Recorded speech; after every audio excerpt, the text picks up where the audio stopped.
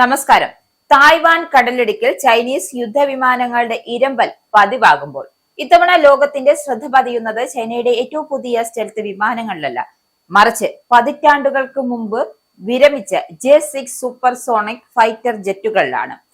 കാലഹരണപ്പെട്ടു എന്ന് കരുതി ഉപേക്ഷിക്കപ്പെട്ട ഈ വിമാനങ്ങളെ ആർട്ടിഫിഷ്യൽ ഇന്റലിജൻസ് ഉപയോഗിച്ച് നിയന്ത്രിക്കാവുന്ന ഡ്രോണുകളാക്കി പുനർനിർമ്മിച്ചിരിക്കുകയാണ് ചൈന. യുദ്ധത്തിന്റെ ആദ്യഘട്ടത്തിൽ ശത്രുവിന്റെ റഡാർ സംവിധാനങ്ങളെയും മിസൈൽ പ്രതിരോധ കവചങ്ങളെയും തകർക്കാൻ ഈ ഡമ്മി വിമാനങ്ങളെ ചാവേറുകളായി അയക്കുന്നതിലൂടെ തായ്വാന്റെയും അമേരിക്കയുടെയും പ്രതിരോധ ബഡ്ജറ്റുകളെ അക്ഷരാർത്ഥത്തിൽ മുട്ടുകുത്തിക്കാനാണ് ചൈന ലക്ഷ്യമിടുന്നത്. തായ്വാൻ കടലിടുക്കിലെ അലയൊലികൾ ആഗോള യുദ്ധതന്ത്രങ്ങളുടെ ഗതി മാറ്റുമ്പോഴാണ് ചൈന പുറത്തെടുക്കുന്നത് ലോകത്തെ അമ്പരപ്പിക്കുന്ന ഒരു റീസൈക്കിൾഡ് യുദ്ധമുറയാണ്.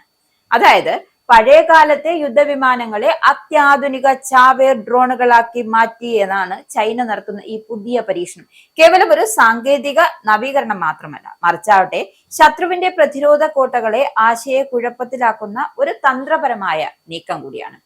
പഴയതിനെ പുതിയ കാലത്ത് മാരക ആയുധങ്ങളാക്കി മാറ്റുന്ന ചൈനീസ് പീപ്പിൾസ് ലിബറേഷൻ ആർമിയുടെ ഈ ദൂരദർശിത്വം പസഫിക് മേഖലയിലെ സൈനിക സന്തുലിതാവസ്ഥയെ എങ്ങനെ മാറ്റിമറിക്കുമെന്നാണ് ലോകം ഉറ്റുനോക്കുന്നത്.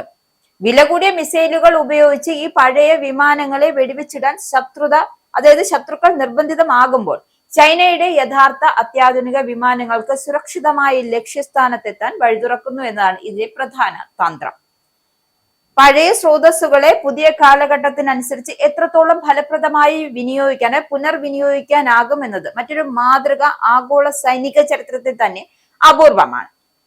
ആയുധങ്ങളുടെ എണ്ണത്തെക്കാൾ ഉപരിയായി യുദ്ധതന്ത്രത്തിലെ ഈ ബുദ്ധിപരമായ നീക്കങ്ങളെ അന്താരാഷ്ട്ര തലത്തിലെ പുതിയ സൈനിക വിശകലനങ്ങൾക്ക് വഴിതുറന്നിരിക്കുകയാണ്. Mitchell Institute for Aerospace Studies പുറത്തുവിട്ടിരിക്കുന്ന റിപ്പോർട്ട് അനുസരിച്ച് തായ്വാൻ കടലിടുക്കിന് സമീപമുള്ള ഫുജിയാൻ, ഗോങ്ഡോങ് പ്രവിശ്യകളിലെ വ്യോമതാവളങ്ങൾ നൂറുകണക്കിന് J-6 വിമാനങ്ങൾ ഡ്രോണുകളാക്കി വിന്യസിച്ചിരിക്കുകയാണ്. 1960കളിൽ ആദ്യമായി പറന്ന ഈ വിമാനങ്ങൾ ഇന്ന് പൂർണ്ണമായും ഓട്ടോമാറ്റിക് നിയന്ത്രണ സംവിധാനങ്ങളോടും ടെറൈൻ മാച്ചിങ് നാവിഗേഷൻ സാങ്കേതിക വിദ്യയോടും കൂടി പുതിയ രൂപം കൈവരിച്ചിരിക്കുകയാണ്. ഈ മാറ്റം വെറുമൊരു സാങ്കേതിക പരിഷ്കാരമല്ല, മറിച്ച് ചെലവ് കുറഞ്ഞ രീതിയിൽ വൻതോതിൽ ആക്രമണശേഷിയെ സൃഷ്ടിക്കുന്ന തന്ത്രപരമായ ചിന്താഗതിയാണ്. ഈ ഡ്രോണുകളുടെ ഏറ്റവും വലിയ ശക്തി അവയുടെ എണ്ണവും വിന്യാസ രീതിയുമാണ്.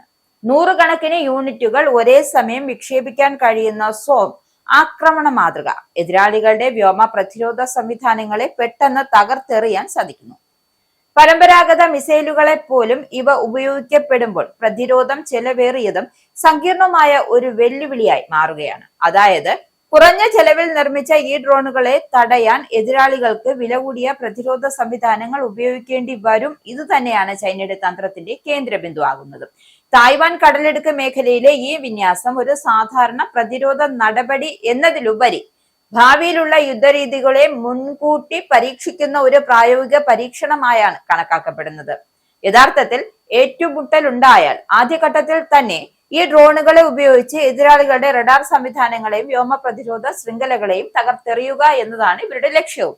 തുടർന്ന് കൂടുതൽ നൂതന യുദ്ധവിമാനങ്ങളും മിസൈൽ സംവിധാനങ്ങളും ഉപയോഗിച്ച് ആക്രമണം ശക്തമാക്കാൻ കഴിയും എന്ന തരത്തിലാണ് ഈ തന്ത്രം രൂപകൽപ്പന ചെയ്തിരിക്കുന്നത്.